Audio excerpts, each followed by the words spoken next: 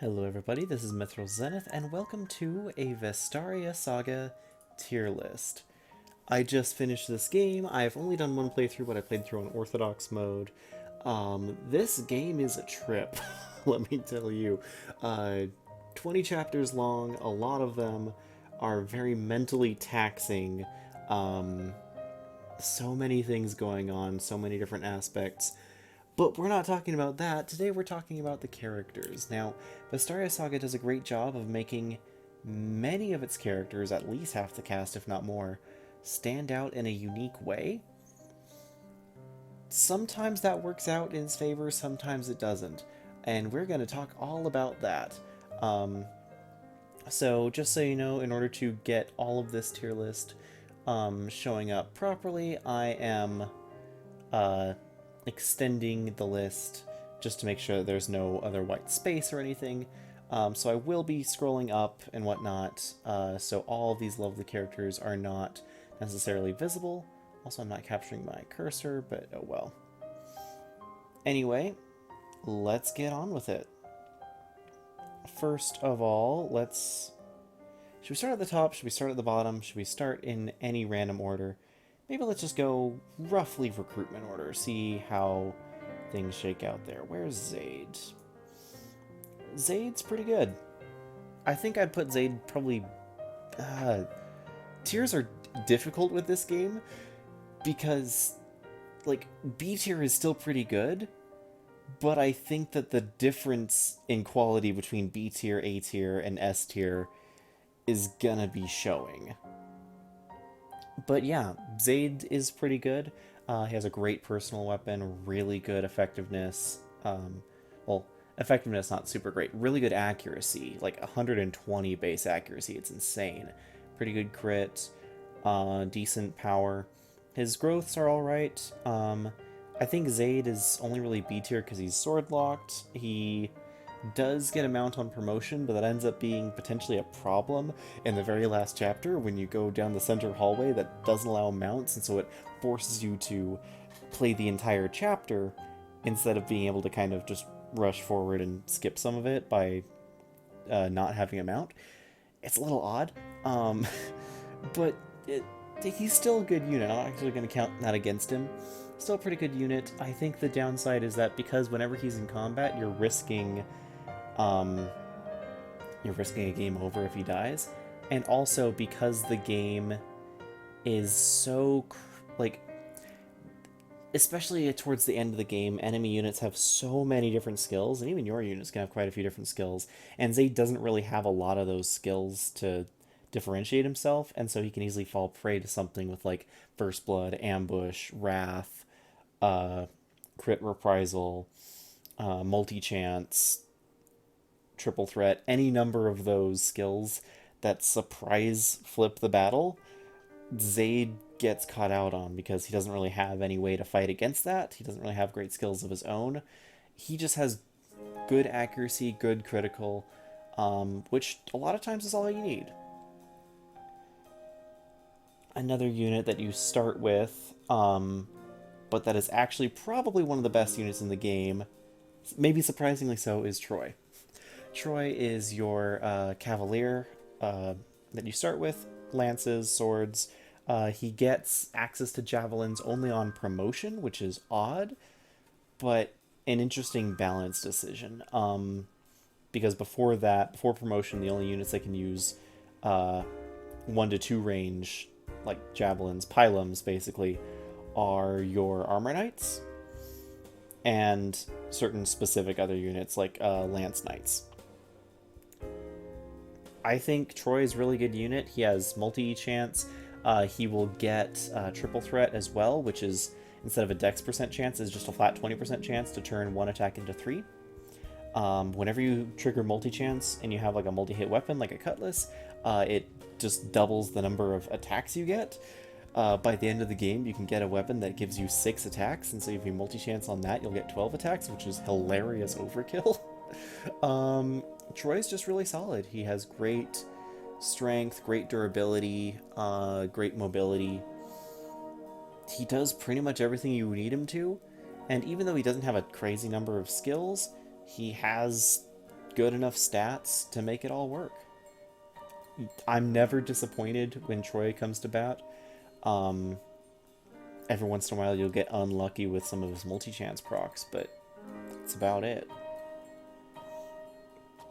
Speaking of Armor Knights, Prody and Bonacell. Mixed feelings here. I guess I am capturing my cursor. Oh well. Mixed feelings on these ones. They're 4 move. They have 4 move, maybe 5 on promotion. I don't know. I never promoted them.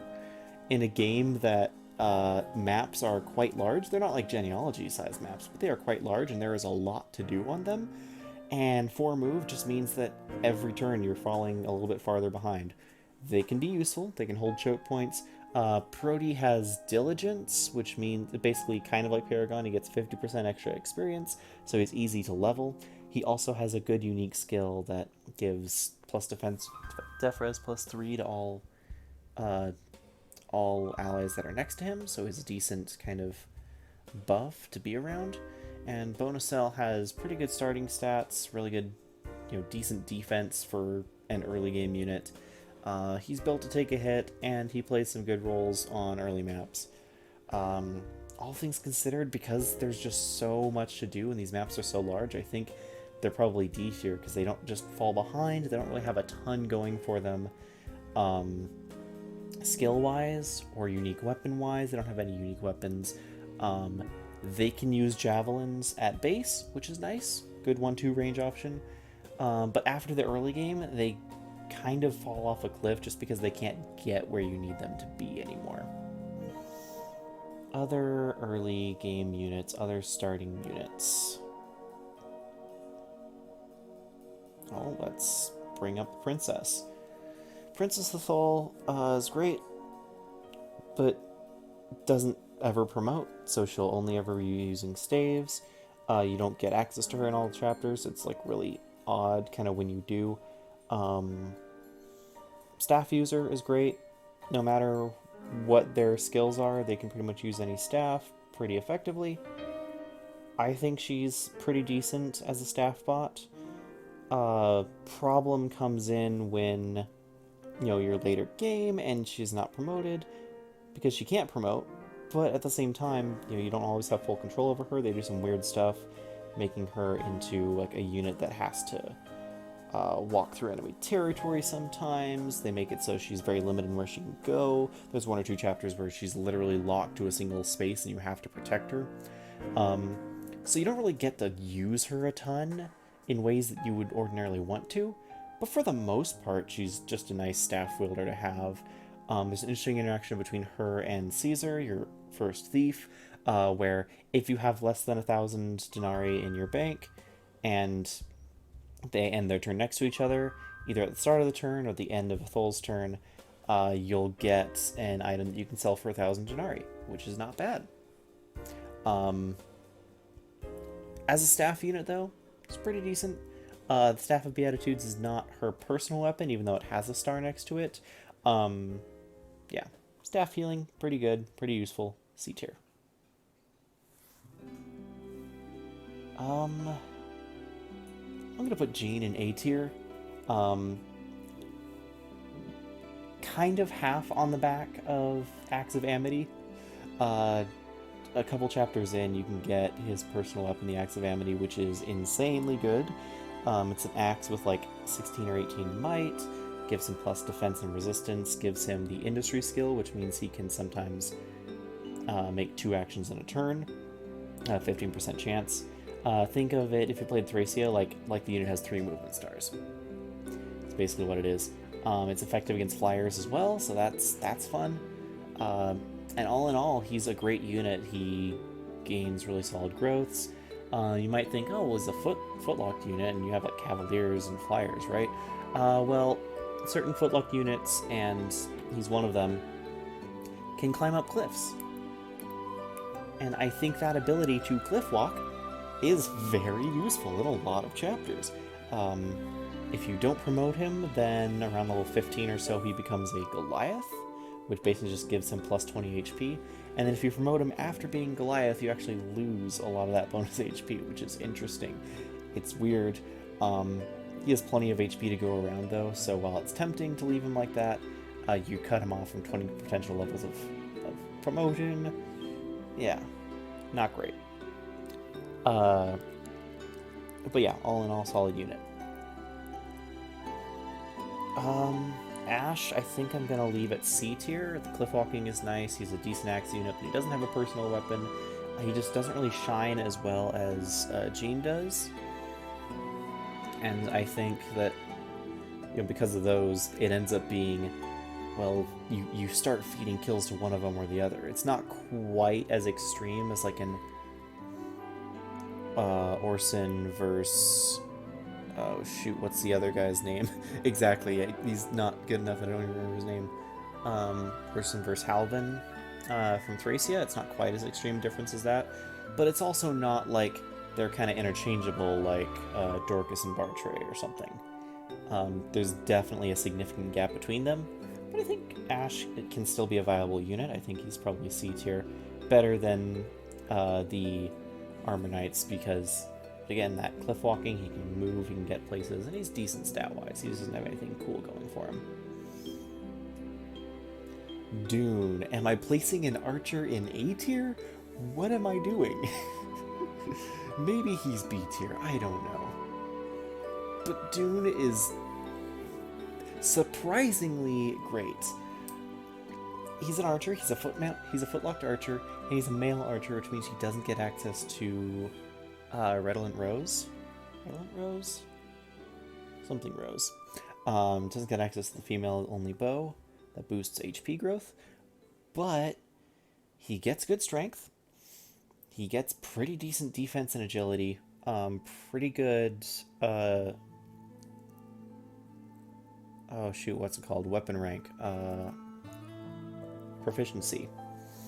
And once you get him his unique weapon, he becomes the Dragon Slayer. He becomes the Demon Slayer. Anything that flies, he can kill.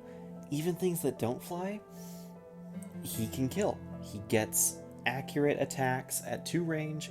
Ambush is really good, makes him a good killer versus other archers and mages. I don't know what it is, but he just is so effective. Also, there's several points in the game where it feels like he's pretty much required to win, or at least to complete certain bonus objectives. Like pretty early on, you'll get a bow with like 2 uses when he's your only archer. And you have to have him walk out onto a lake or over a cliff or something to use both those uses to kill a certain enemy in order to complete a bonus objective. He can do it. No one else in your army can do it because no one else in your army can get there. And the thing's only weak to it's weird. It's weird how much the game wants you to use Dune and wants you to like Dune, and gives Dune so many opportunities to prove himself, where no other archer is really given the same amount of credit. So even though I think some units like Silton might be on paper better, Dune ends up doing more for your army because so many more things are required for him to be doing. A tier. Merida will be joining Troy in S tier. She starts off weaker, she starts off slower, not as strong, not as defensive, not as hit point bulky, but she has fantastic magic and resistance. Her unique weapon, the Dandelion, is a great weapon. It gives her +6 agility on top of being a Brave Effect weapon, on top of also giving her +10% defense growth, which she needs in order to gain any defense ever. And by the time you start getting magical swords like War Goddess Sword, or like the Zephyr Blade, or the Wind Spear, she's the perfect user of them. For me, she capped out at endgame and had like 15 strength and 17 magic. She's a good all-rounder. She can attack physical or magical, depending on what you need her to do. She has 8 move at base, 9 move on promotion, which is 1 more than Troy, so that already is a head up on her. Not quite as bulky, but still gets the job done. I'm giving her S tier as well. That extra mobility means a lot in this game.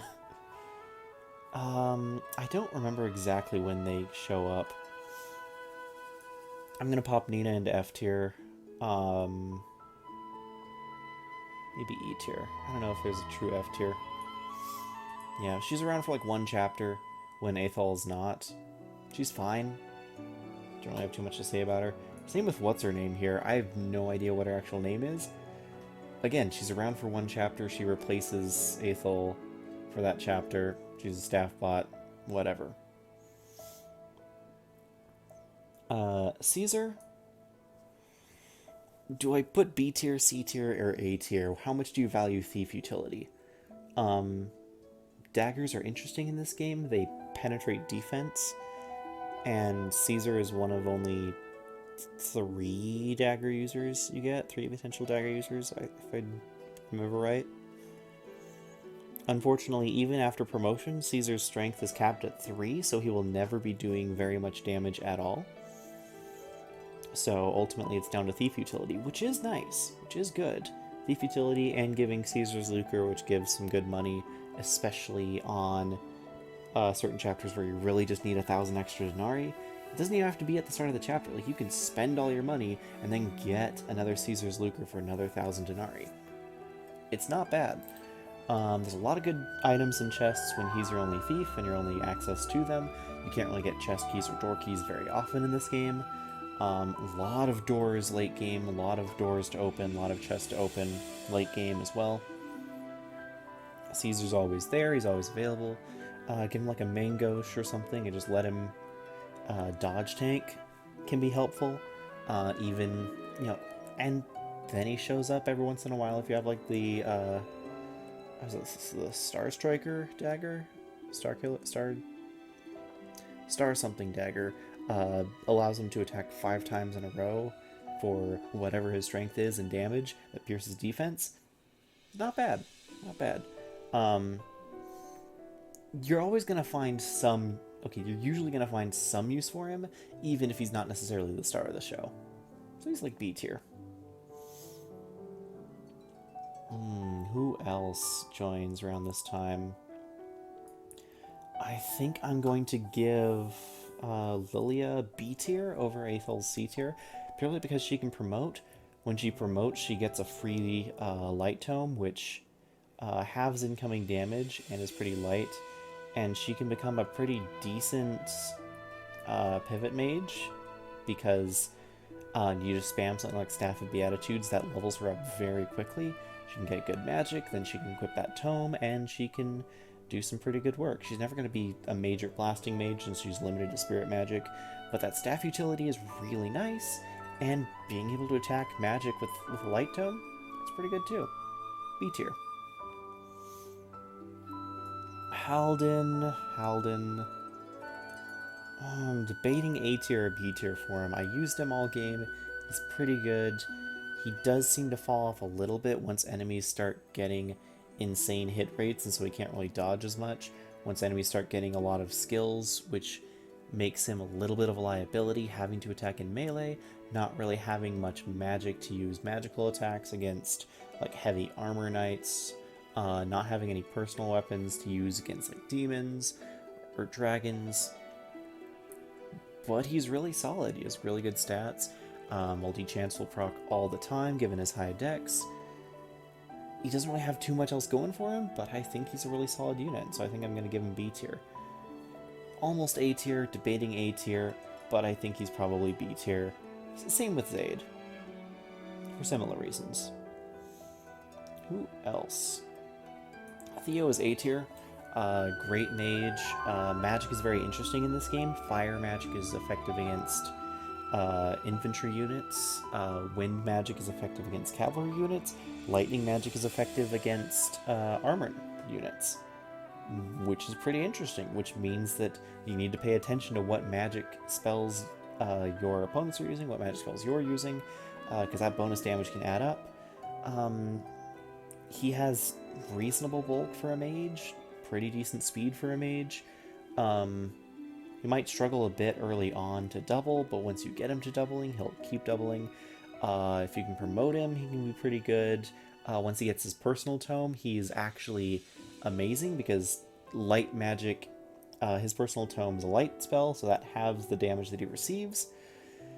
which makes him pretty much required for the boss of Chapter 18, because in that army, he's pretty much the only unit you have who has a guaranteed ability to attack the boss and not immediately die. Is it 18? 19. Chapter 19.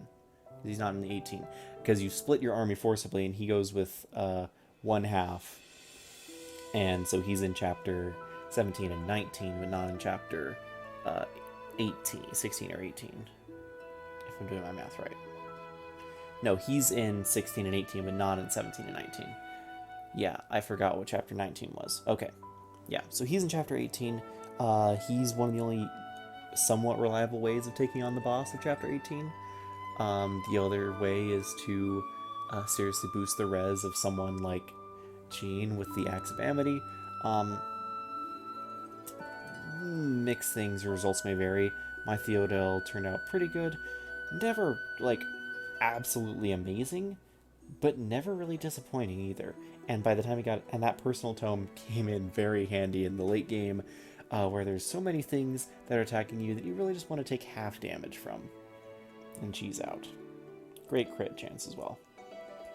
Speaking of mages, I also would put Accort in A tier.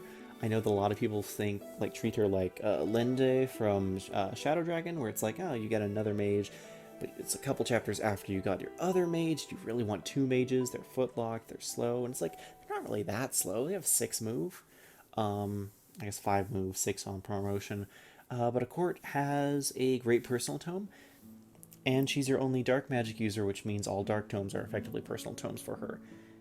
Dark tomes, you can get one that attacks 3 times instead of twice in a row, like a triple effect, triple attack effect. You can get Nim, which attacks at 1 to 3 range and gives extra evasion. And her personal tome is a brave tome that is effective against armor, which means that even at base she can melt certain critical armor units.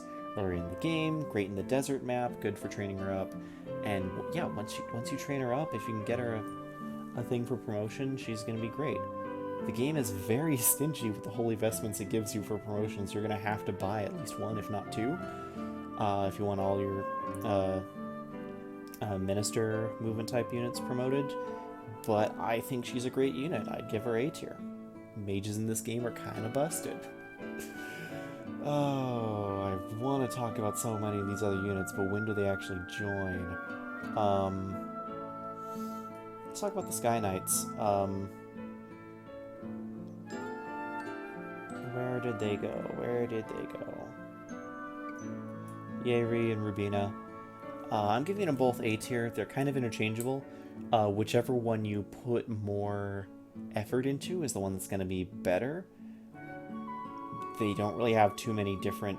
They're not too different skills-wise, not too different growths-wise, not too different, unit-wise of the same unit. I ended up giving, for instance, my liquid movement to Yeri instead of Rubina, but if I gave it to Rubina instead of Yeri, I think very similar results would have happened. Both really good units. They're both your only flyers for the majority of the game. They both can do... As your only flyers, they have a lot of objectives that only they can handle, or that they can handle in better ways than everyone else. They end up being basically necessary units. I don't necessarily feel like giving them S tier because they can't. It doesn't feel like they can do anything. They're not as autopilot units as Troy and Merida are. You need to be careful with them. You need to be slow with them. You need to take your time with them. They're never going to get overkill strength. In fact, they cap at 14. Their magic is decent, but not tremendous. You can't necessarily kill a lot of enemies with magical swords. But because they fly, they have Canto, they're great. Unfortunately, there's no rescue in this game, so that kind of takes them down a peg, but also it lifts them up because there's no rescue, they need to be your flying combat units. And we'll see with one other later unit just how important flying is. Oh, I forgot Sheila. That's okay, the game makes me forget about Sheila. Apparently, I think she has a personal weapon that you can get. Oh, Saeed as well. Whoops, I missed them. I missed them a lot. Probably gonna do something like that. Caveat. Sheila is an archer with extra movement over Dune, but who basically never levels up strength.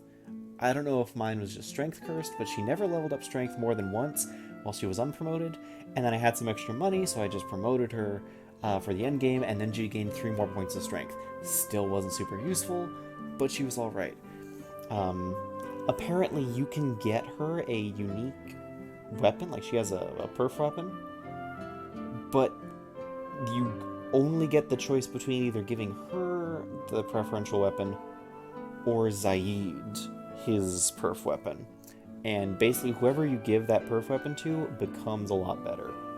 Ordinarily, I think with my Sheila, I think she's probably D tier, but I think the average Sheila, especially if you give her the perf weapon, is at least C tier.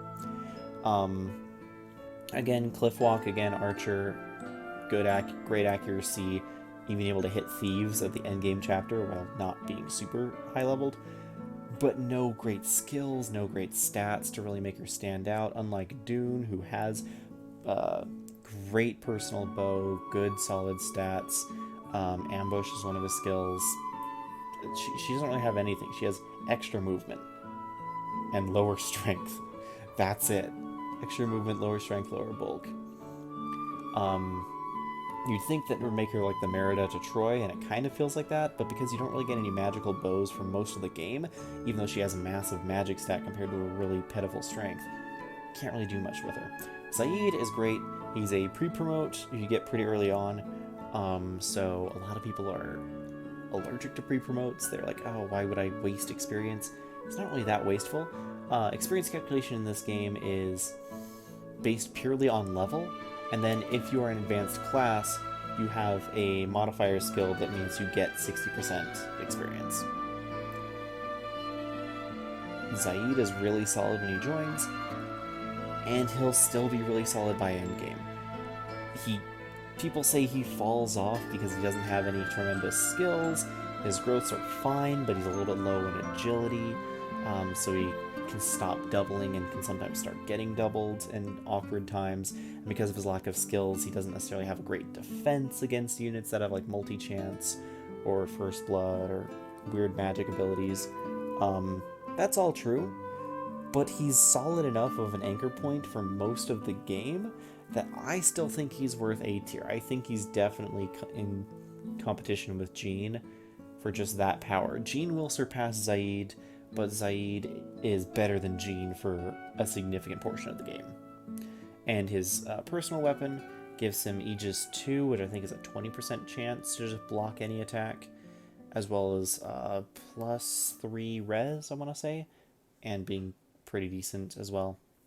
Yeah, pretty good. I don't actually know what Sheila's personal weapon is because I didn't get it on my playthrough. Slade's pretty solid unit, A tier. Okay. Who else can we talk about next?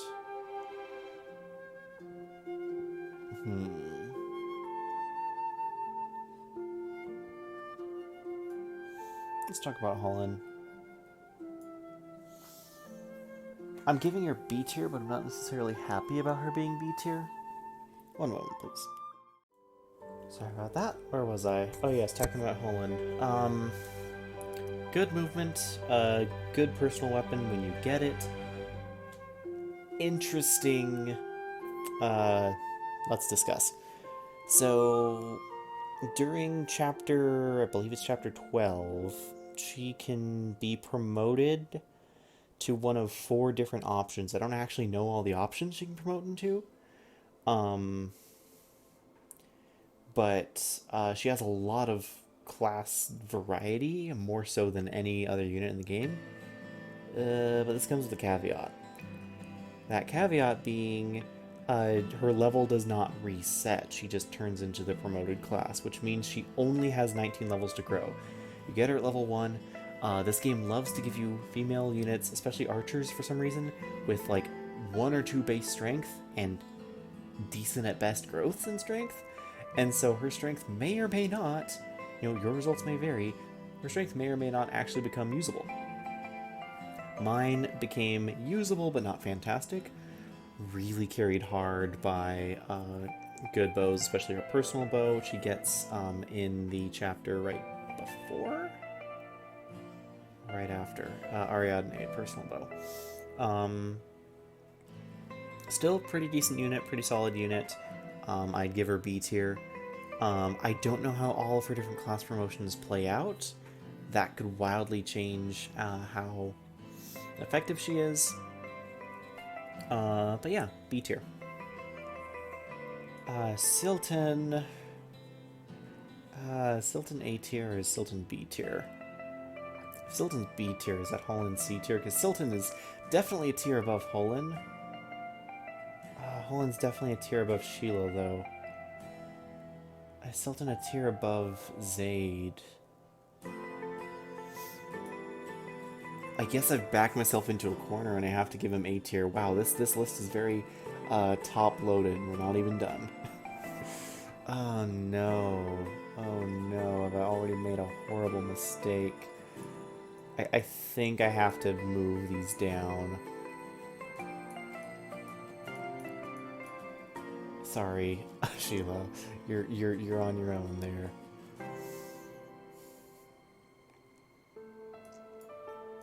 Oh, maybe that's what I want.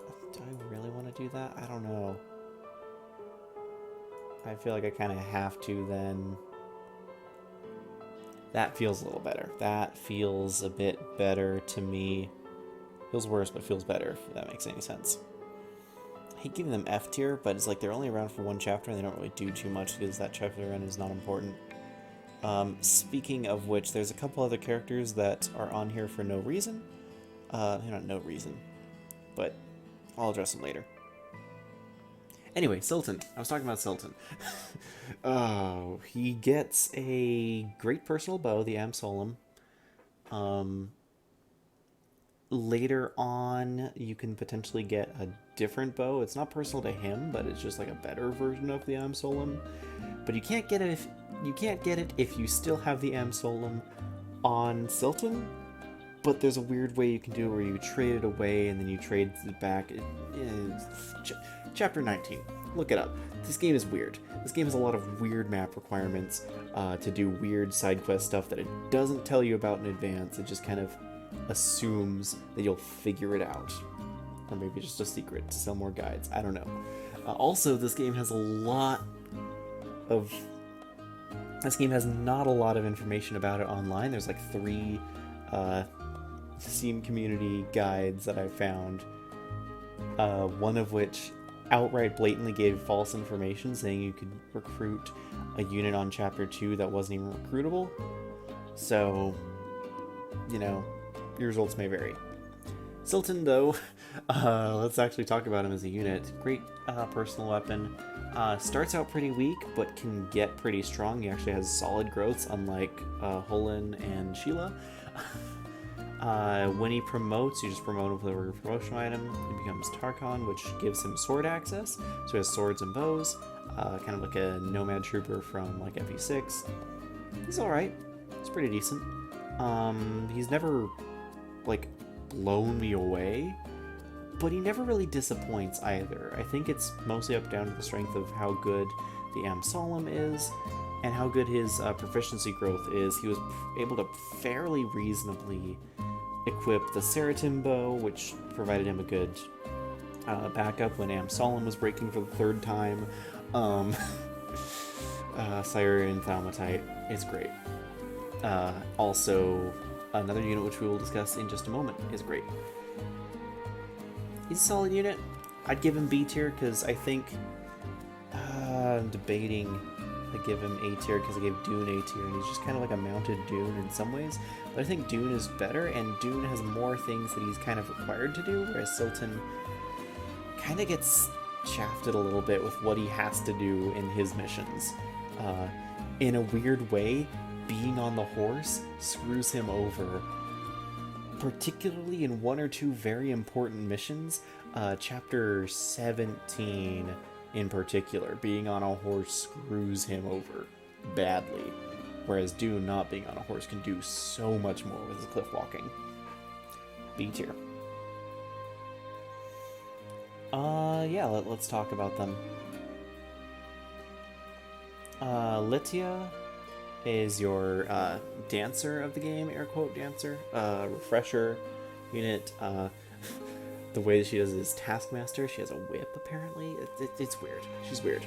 Very weird character. I don't like her character, but I mean, this game is like the most direct with the fact that it's like pretty much half your cast is child soldiers. It's weird. Is committing war crimes, definitely. Anyway, two things make her good. One, she's your dancer, your refresher unit, so that by nature is like A tier by minimum. Two, her unique tome is 20 uses. It has 120%, like 120 base accuracy, so same as Edelstern, which is amazing. Edelstern is Zade's primary personal weapon. And if it hits, it 100% chance causes daze, which prevents the enemy from attacking. And it gives her first blood, which is 100% chance to attack first. And it's 1-2 range, so basically what that means is almost anyone coming at her from 1 or 2 range will get stunned and not be able to actually attack her, actually land an attack, so long as it's 1 to 2 range. If she's targeted by a siege tome, or a distance archer, or some sort of spell with 3 range, she's screwed. But if she's attacked at 1 or 2 range, not only is she not going to take damage, but she can end up being an extremely effective way of luring very, very, very dangerous enemies in, because she's just going to snap and prevent them from doing anything on their turn, and then you can attack them on player phase. That is the only way I was able to assault the throne room safely in the final map, because as soon as you get in there, there's like 5 different enemies that want to attack you, and that are very dangerous. But I placed her deliberately in range in order to draw out their attacks, in order to stun them and have them not be able to hit me, and then I could kill them all on player phase.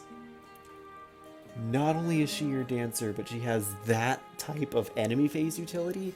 S tier. Easy, easy S tier. Probably top of the S tier. Which also hurts me to say because, like I said, I absolutely hate her character. I get it. I get it. This game has a lot of dark themes going on. I get what she's been through. Still don't like her as a person. Can't argue with results, though. This is not a character tier list, this is a unit tier list. Even though Fire Emblem Engage says unit equals character. Who knew? Along with Latia, you get probably another S tier unit, though maybe just A tier, because he's only for utility. Talon. Talon is, for several chapters of the game, a second convoy. You can access supply convoy. And for the first turn of at the start of player phase, for the first 20 turns of the map, so it is hard capped, he will restore 1 use of whatever weapon or staff is in the top of his inventory. This can repair like staves, like all healing staves, long distance healing staves. This can repair personal weapons. This can repair really valuable, rare equipment. Pick what you want, give it to him, let him sit on it. The downside is you don't get to use it right away, or you have to do some trade manipulation to make it work. The positive is that you get to keep repairing it without having to use Sayuri and Thaumatite. Pretty good, pretty solid. Has definitely given me a lot more effective use out of several of my very important weapons. I think that deserves an A tier, but I'm also debating giving him B tier because that's his only real utility. He has lockpick, and technically he's a thief that can use daggers, but he has 0 strength and 0 durability, and by the time you get him, everything else can probably avoid his attack and kill him on the counterattack, so don't put him at risk. Just use him for his convoy utility, his weapon repairing utility, maybe his lockpick utility if you really need that extra thief. Yeah, he's good. He's solid. It works out. Who to tier next? Let's get him out of the way. Irvine, I think. Irvine? Irvine is Ike's dad's axe. Irvine is this character. A tier, he's a Lance Knight. He doesn't get any extra weapons on promotion, but pre-promotion he can use both lances and 1 to 2 range javelins. Really nice, really solid. You can also, as the only unit you get, they can use the cavalry lance, which is effective bonus damage against cavalry, which is nice. He also has a good skill. His passive skill prevents bonus damage. So he himself does not take bonus damage from anti-cavalry sources, which is good to note, which is a great skill. I think he comes a little bit too late, and because he doesn't have swords, doesn't have the variety of like one range beast weapons like Troy and Merida do. Merida especially because she gets War Maiden swords, which are great, which are blatantly overpowered, and they only limit them to female-only units because reasons. Because favoritism. Because Kaga, I guess. But still, great unit, solid unit, great defense and bulk, solid strength, A tier. Moving on. Inelia, I think is how you pronounce her name. Difficult to place her on. I think I'm going to give her C tier because she has a pretty good skill set. Not just multi-chance, but multi-strike, so guaranteed doubles, great critical. Her stats themselves are poor. Her personal weapon is extremely good. It's like a 14 damage brave effect, great crit chance, gives her first blood, I think it is. It's a fantastic sword, so she will find a lot of use on the back of that alone. But as soon as the sword breaks, or as soon as you try to give her anything else, it's not going to go nearly as well. She might be decent with a couple War Maiden swords, but other than that, she's very fragile. So using her on like enemy phase or putting initial out of danger isn't really that great. She does have a very useful passive buff where all units that are adjacent to her gain +3 attack in combat, which is really nice. I think she's C tier because she comes kind of late. She's a little more utility fighter than a like solid fighter. I never trust her to take a hit, but she can be pretty good, and that first blood can do some pretty good turnaround. Another unit who does very similar things is Lianka, purely on the basis, once again, of her unique weapon, Lianka's Dagger. An 80 use, 7 might dagger, but she only has 1 strength. So basically, but it's a dagger, so it pierces defense. She will always do 8 damage. It always strikes twice. She also has first blood, so that's really good as well. And she also has multi-strike, which allows her to double. So basically, she's always going to strike 4 times with a very good critical chance, always dealing 8 damage or 16 on crit, because crit's double damage in this game. Very good. Very limited bulk. Very vulnerable to anything that's not one range. She will eventually get high enough evasion that she can dodge most things, but still I'm always wary because there's always going to be that one long-range mage, that one distance archer, that one guy with a unique 1-2 range javelin who can just one-shot her. And so because she's always a liability, I kind of leave her in C tier. I think she's still a pretty solid unit, but I think that you always got to be careful when you use her. A unit that is much better is... I don't actually remember her name. Hilda. I'm starting to get to the units that I don't necessarily remember the names of. Hilda. Her unique weapon, the Justicia, is a fantastic axe. It is one of the few weapons in the game, maybe the only weapon in the game, that bypasses the halve damage taken effect on other weapons. And it's a brave effect weapon. So she's very good on offense. That also means that she's exceptionally good at taking on enemy mages, enemy like dragons, because Dragon Breath halves damage taken. And the Justicia has effective damage against a lot of units like bandits, pirates, thieves, and really good accuracy. And it's a brave effect. So the Justicia is a fantastic weapon. Even without that, she's decent. She's acceptable. She's passable.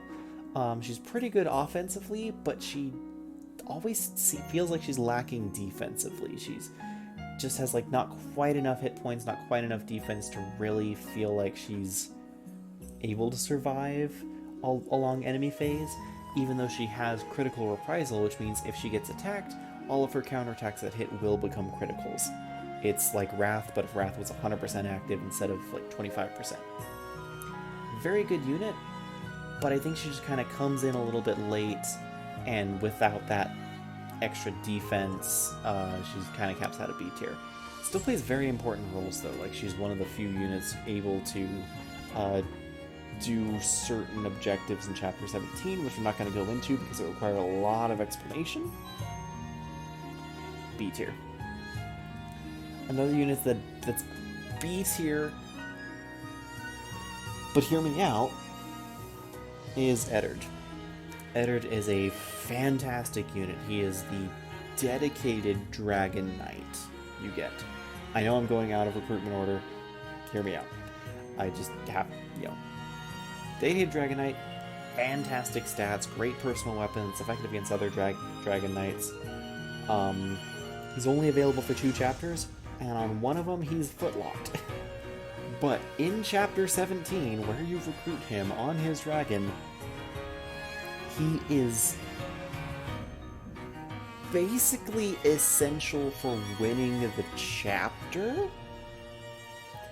Hence why I debated putting him in A tier, just because Chapter 17 is probably the 2nd or 3rd hardest chapter in the game. Chapter 5 is the hardest, by the way. No questions asked. Chapter 5 is the hardest. Chapter 5 almost made me quit the game several times.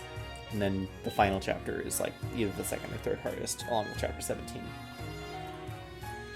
He's so important to Chapter 17, to solving that puzzle of a chapter, that I'm tempted to put him in A tier just because of that. But because there's so much more of the game that's not Chapter 17, I feel like I can't really justify A tier when all these other units have so many more opportunities to prove their worth. So I'm kind of giving B tier, even though I feel like if he was at least a little bit more available, he'd be A tier if not S tier. Easily. He's just that strong. Aya... Is she B tier? Is she C tier? I'm gonna be generous and give her B tier. She comes in later than Yeru and Rubina. She struggles dealing any sort of meaningful damage because her strength base is like 2. Once again, what is with this game and giving important female characters 2 base strength? I don't know, but they do. Pretty solid unit in terms of... Well, when I say solid, I spoke without thinking. In almost no way can she be defined as solid. She has low strength, low durability,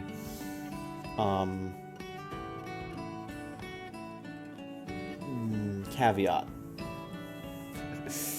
And here's the reason why this game is so weird to tier, is because she has the Hefty bargain skill. Allows you to buy items at, I believe it's 33% discount, so 2/3 of the price.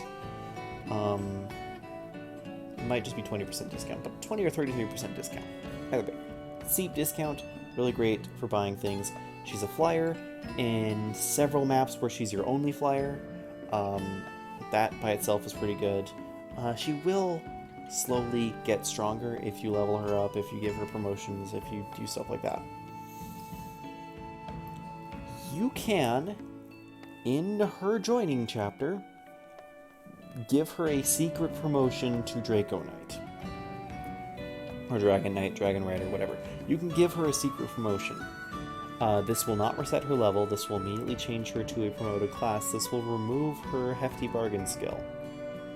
But it will make her an arguably effective flying fighter.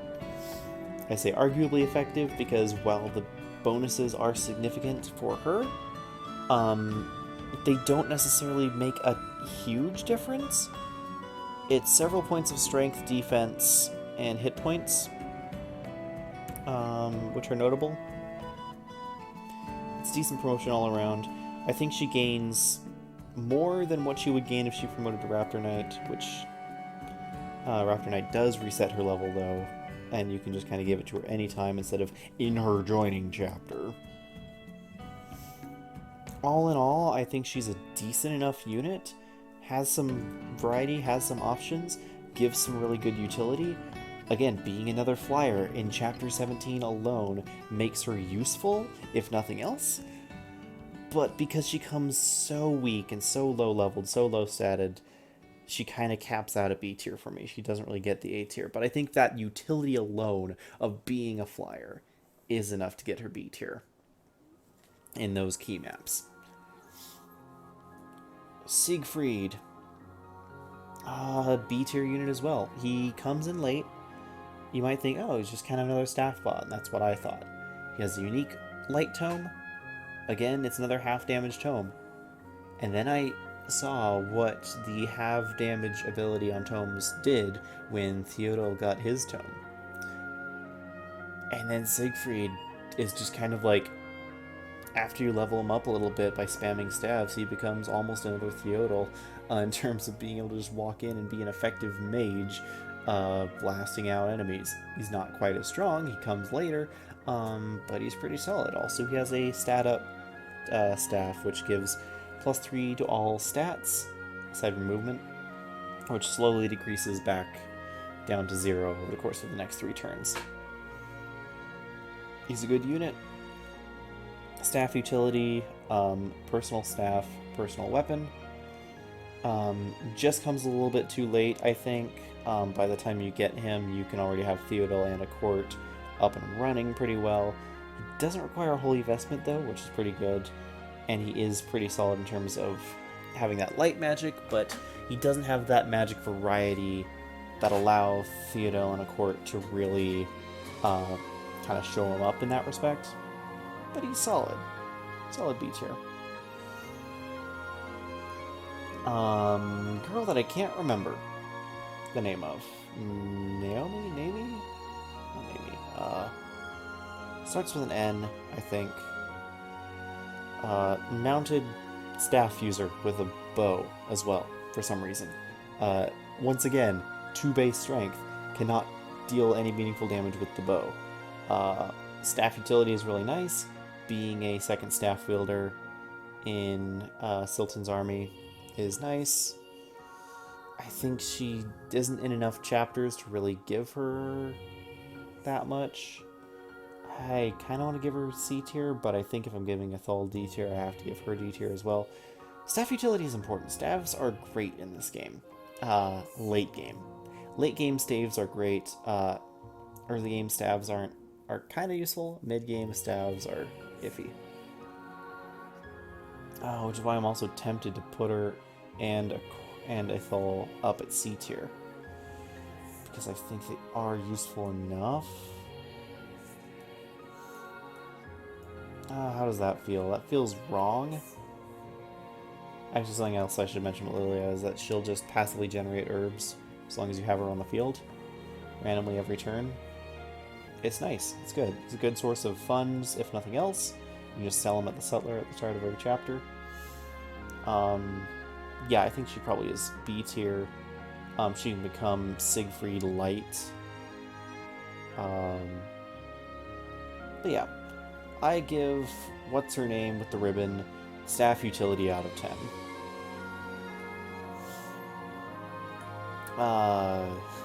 Slade is a distance archer. Think ballistician, but you can also use regular bows.